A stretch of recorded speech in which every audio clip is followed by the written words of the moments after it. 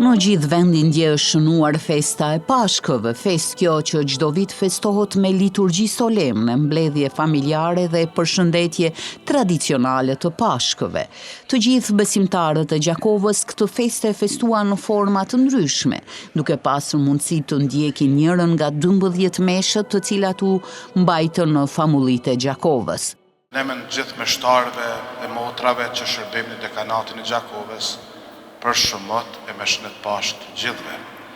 Zotë ju bekoft, ju rujt në çdo ditë jetës. Në famullinë e Gjakovës kemi kremtu 12 meshë. Mesha kryesore ishte në ora 11 në Gjakovë, por ja dhe 9 meshë tjera në fshatra dhe këto 3 këtu në Gjakovë pra 12 meshë.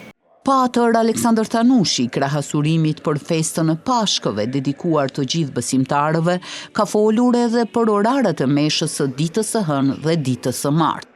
Është e hëna Pashkëve, dita e dytë të Pashkëve, ka meshë në ora 7 në mëngjes dhe në ora 6 në ramjes në kishën e shnanot. Është e martja 4 e shnanot, meshët kemi në ora 7 në mëngjes, në ora 10 mesha kryesore, dhe në ora 18 në kishën famuljetare.